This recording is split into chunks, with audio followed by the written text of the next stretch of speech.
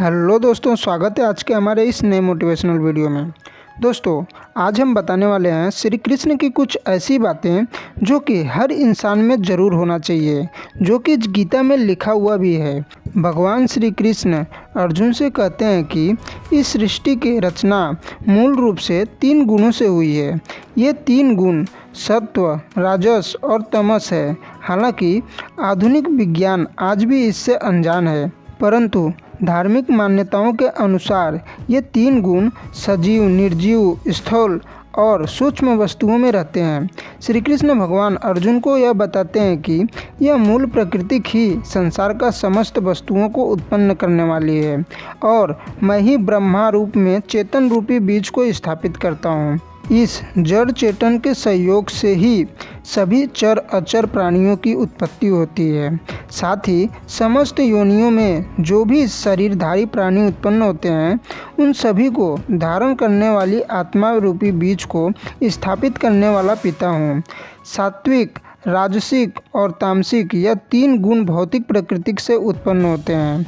प्रकृति से उत्पन्न तीनों गुणों के कारण ही अविनाशी आत्मा शरीर से बच जाती है। पुरुष प्रकृति से उत्पन्न इन तीनों गुणों को भोगता है और इन गुणों का साथ ही इस जीवनात्मा को अच्छी बुरी योनियों में जन्म लेने का कारण बनता है। इन तीनों गुणों में सत्व गुण अन्य गुणों की तुलना में अधिक शुद्ध होने के कारण पाप कर्मों से जीव को मुक्त करके आत्मा को प्रकाशित करने वाला होता है, जिससे मनुष्य सुख और ज्ञान के अहंकार में बन जाता है। वहीं सात्विक गुण से वास्तविक ज्ञान उत्पन्न होता है। भगवान श्री कृष्ण कहते हैं कि सात्विक गुण मनुष्य को सुख से बांधता है। फिर जब कोई मनुष्य सतोगुणी होने पर मृत्यु को प्राप्त होता है, तब वह उत्तम कर्म करने वाला स्वर्ग लोक को जाता है। साथ ही रजोगुण को कामनाओं और आसक्ति से उत्पन्न हुआ ज्ञान, जिसके कारण जीवात्मा कर्मों के फल की आसक्ति में बन जाता है। रजोगुण के बढ़ने पर लोभ उत्पन्न होने के कारण फल की इच्छा से कार्य करने की प्रवृत्ति और मन की चंचलता के कारण विषय भोगों को भोगने में इच्छा बढ़ने लगती है।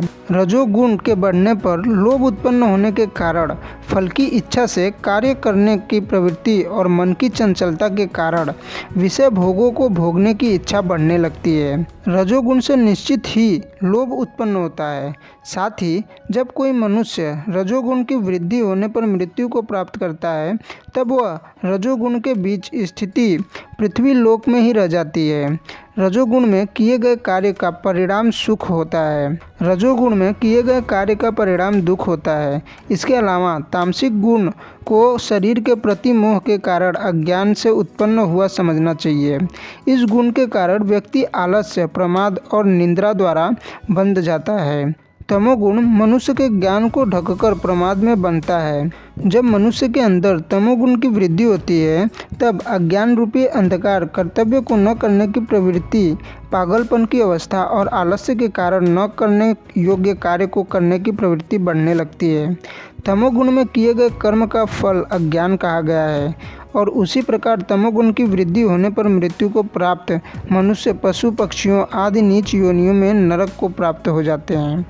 तो दोस्तों, आशा करता हूँ कि आपको वीडियो पसंद आया रहेगा तो कमेंट करके ज़रूर बताइए और चैनल में नए हो तो चैनल को सब्सक्राइब कर लीजिए और बेल आइकन को प्रेस करके ऑल पे क्लिक कर लीजिए। धन्यवाद दोस्तों।